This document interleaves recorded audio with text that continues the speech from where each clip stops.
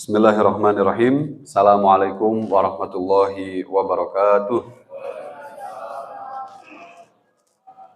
Alhamdulillahirabbil alamin wa bihi nasta'in wa ala umuri dunya waddin. Salatan wa salaman ala asyrafil anbiya wal mursalin wa ala alihi wa sahbihi ajmain. Amma ba'du. Alhamdulillah, puji syukur marilah kita aturkan kepada Allah Subhanahu wa taala yang telah memberikan kita berbagai nikmat dan karunia-Nya sehingga alhamdulillah kita dapat menjalankan aktivitas kita sehari-hari, juga kita dapat menjalankan ibadah saum Ramadan di hari ini, dan tadi kita telah melaksanakan sholat Isya berjamaah, dan insya Allah setelah ini kita akan sambung dengan sholat tarawih berjamaah.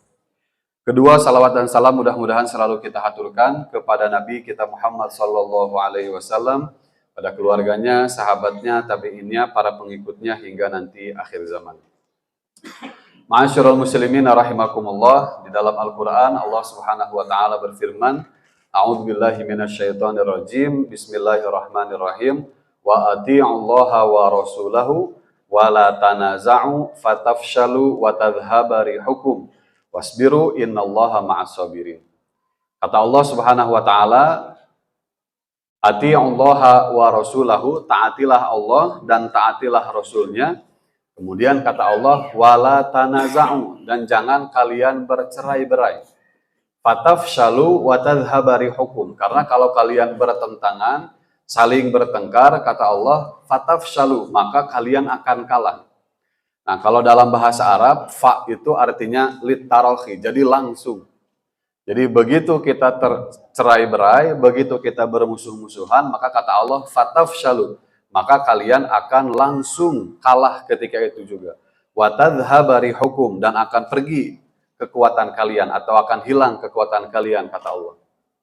Nah, yang menariknya dalam ayat ini Allah menggunakan kalimat niza'. Niza' itu kalau dalam bahasa Arab artinya adalah pertikaian. Jadi bukan perbedaan, tapi Allah menggunakan kalimat pertikaian. Karena kalau perbedaan di antara umat Islam, Allah sudah mengetahui bahwa itu pasti akan terjadi. Maka dalam bahasa Arab, perbedaan itu disebutnya ikhtilaf atau perbedaan. Nah, kalau di dalam ayat ini Allah menggunakan kata tanaza'u. Dalam bahasa Arab itu dari kata nun, zai, dan ain. Niza' artinya pertentangan, pertikaian. Maka ada yang tanya, wah, kalau ada yang suka menafsirkan secara keliru hadis Rasul. Rasul pernah bersabda, ikhtilafu ummati rahmah. Perbedaan antara umatku itu adalah rahmat. Kemudian ada yang nyeletuk, oh berarti nikah beda agama boleh. Nah, perbedaan agama itu bukan ikhtilaf. Perbedaan agama itu namanya at-tanazu'. Karena kita saling berbeda, saling bertentangan kalau itu. Nah, kalau ikhtilaf itu dalam ajaran agama kita biasa kita kenal dalam masalah-masalah yang sifatnya furu'iyah, dalam masalah-masalah yang sifatnya cabang, bukan masalah-masalah yang inti. Tadi beda agama itu masalahnya masalah inti, masalah akidah, maka tidak bisa disebut dengan ikhtilaf, maka disebutnya sebagai tanazu atau an-niza', itu pertentangan. Maka dalam Islam nikah beda agama itu hukumnya haram. Nah, maka dalam ayat ini Allah Subhanahu wa taala menginginkan kita sebagai umat Islam, walaupun tata cara ibadah kita berbeda, walaupun dalam beberapa hal kita berbeda, Allah Subhanahu wa taala ingin kita tetap bersama, bergandengan bersama, bersatu. Karena kalau kita tidak bersatu, maka kita akan kalah. Nah, terbukti sekarang dengan yang kita lihat di Palestina. Saudara-saudara kita di Palestina menjadi korban genosida, menjadi korban kejahatan manusia, korban kejahatan perang. Karena apa? Karena tadi kita tidak mau bersatu. Karena umat Islam tidak mau bersatu. Padahal di sekelilingnya itu banyak negara-negara Islam yang sangat kuat. Di sana ada Arab Saudi, ada Mesir, ada Uni Emirat Arab, ada Libanon, dan seterusnya. Itu semua negara-negara kuat. Ada Jordania tepat di utaranya. Tapi tidak mau bersatu untuk mendukung Palestina, yang dilakukan gerakan-gerakannya gerakan-gerakan parsial, maka kata Allah, fatafshalu, maka kalian kalah. Wa tadhhaba rihukum, maka ya kalian akan kehilangan kekuatan kalau tidak bersatu. Maka di dalam sebuah hadis Rasulullah SAW mengatakan, al-mu'minu lil mu'mini kalbunyani yashuddu ba'duhum ba'du. Seorang mukmin dan mukmin yang lain itu seperti bangunan. Kalbunyan, seperti bangunan. Yashuddu ba'duhum ba'du. Di antara mereka itu kata Rasulullah sambil menggambarkannya, sambil memberi isyarat tangannya seperti ini. Jadi bangunan itu kan saling merekat. Nah, kaum mukminin itu kata Rasulullah seharusnya bersatu sebagaimana bangunan yang saling menguatkan satu sama lain. Yashuddu ba'duhum ba'du. Satu menguatkan yang lain menguatkan yang lain lagi, seperti hingga kokoh menjadi seperti sebuah bangunan. Nah, itu yang diharapkan oleh Allah Subhanahu wa taala dan Rasulnya.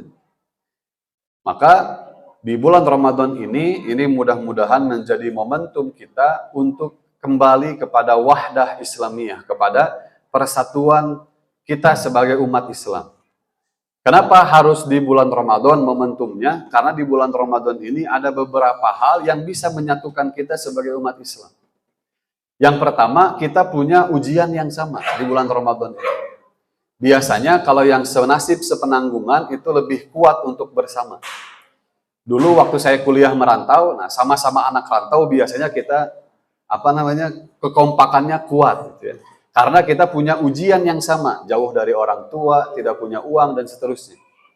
Nah, ketika bulan Ramadan, kita sebagai orang Islam itu merasakan cobaan yang sama, yaitu kita berpuasa dari fajar ke maghrib. Tidak ada orang Islam yang puasanya dari maghrib ke fajar. Sempat ada yang tanya ke saya, kenapa kita tidak dibalik aja katanya puasanya. Jadi puasanya dari maghrib ke subuh, supaya enak katanya. Jadi sebelum maghrib kita sahur, pas bangun tidur, nah kita buka puasa. Nah, kenapa demikian? Karena dalam kaidah fikih itu ada para ulama mengatakan izamul jaza ma'izamil bala. Beratnya atau besarnya pahala itu sesuai dengan beratnya cobaan. Jadi kalau cobaannya ringan, ya pahalanya juga ringan. Nah, maka Allah ingin memberikan kita pahala yang begitu besar, maka Allah menguji kita dengan ujian yang besar juga. Maka saum Ramadan itu dari fajar sampai ke maghrib. Nah, dan itu semua umat Islam di semua negara, berbagai mazhab, berbagai golongan puasanya sama. Nah, kita punya cobaan yang sama, kita sedang mengalami hal yang sama, mudah-mudahan ini jadi modal utama untuk kita bersatu kembali sebagai umat Islam. Nah, yang kedua, di bulan Ramadan itu biasanya kita kembali ke masjid, kita bersatu di masjid, yang biasanya di bulan-bulan lain itu masjid biasanya hanya diisi pemainnya itu-itu saja. Jadi kalau di Persib ada pemain intinya, nah, pemain intinya tuh itu-itu saja. Ya. Uliam Baros, Teja, Paku Alam, nah itu terus. Tetapi di bulan Ramadan kita melihat ada pemain-pemain yang lain ketika kita masuk ke dalam masjid. Nah, maka di bulan Ramadan ini menjadi momentum untuk bersatu kembali kita sebagai umat Islam. Misal sebelumnya ada masalah atau apa, kita bertemu di masjid, bersilaturahmi di masjid. Nah, maka ini akan mengokohkan kembali persatuan kita sebagai umat Islam. Dan yang terakhir, di bulan Ramadan juga, di akhir bulan Ramadan, sebelum kita menunaikan sholat Idul Fitri, kita diwajibkan oleh Allah Subhanahu wa Ta'ala untuk membayar zakatul fitri. Nah, zakatul fitri ini melatih kepekaan kita kepada saudara kita sesama muslim. Bahkan kata Rasulullah dalam sebuah hadis, ugnuhum anit tawafi fi hadzal yaum. Kata Rasulullah, cukupkan mereka dengan makanan, dengan kebutuhan mereka, sehingga mereka tidak usah keliling meminta-minta di hari itu, yaitu di hari Id, di hari raya. Maka ketika kita berbagi kepada orang lain, kepada sesama, kepada tetangga dekat kita dilatih untuk memiliki kepekaan terhadap orang-orang yang ada di sekitar kita. Ini melatih kita untuk kita merangkul kembali saudara-saudara kita yang muslim. Yang mungkin selama setahun kebelakang kita jarang bertegur sapa, kita tidak tahu bagaimana keadaannya. Nah, mudah-mudahan di bulan Ramadan dengan adanya zakatul fitri itu mengajarkan kita tadi untuk kita kembali kepada saudara-saudara kita, menimbulkan kepekaan, perhatian kepada tetangga-tetangga kita sesama muslim.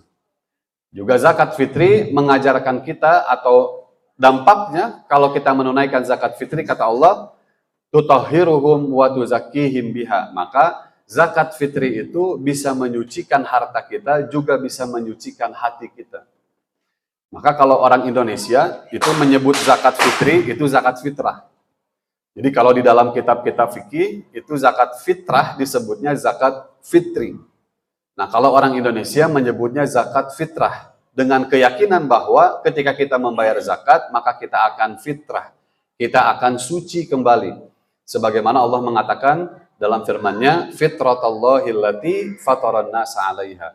Fitrah yang Allah berikan modal kepada kita ketika kita baru lahir ke dunia. Nah, maka orang Indonesia menyebutnya zakat fitrah, zakat yang bisa menyucikan kita. Nah, kalau hati kita sudah suci, harapannya apa? Harapannya rasa egois hilang, rasa iri dengki hilang, rasa benci hilang, sehingga untuk memupuk kebersamaan dan persatuan itu akan jauh lebih mudah dan akan jauh lebih efektif ketika kita mempersatukan antara umat-umat Islam tersebut ketika tidak ada egois di dalam hati kita, tidak ada saling benci, tidak ada suuzon di antara kita. Nah, maka mudah-mudahan di bulan Ramadan ini jadi momentum bagaimana kita bisa bersatu kembali sebagai umat Islam. Kalau umat Islam itu kan persaudaraannya tidak terbatas. Jadi kalau bahasa gaulnya itu borderless. Jadi dengan saudara kita di Malaysia, di Sudan, di Palestina, di Iran, di mana-mana, itu semuanya adalah saudara kita kalau mereka masih Muslim. Jadi tidak ada batasan-batasan negara. Itu beda negara dengan kita tidak. Selama mereka Muslim, maka mereka adalah saudara kita semua.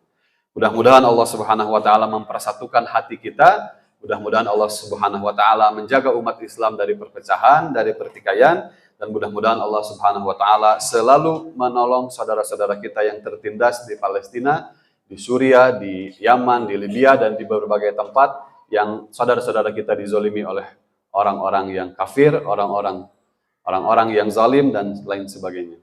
Wabillahi taufiq wal hidayah. Wassalamualaikum warahmatullahi wabarakatuh.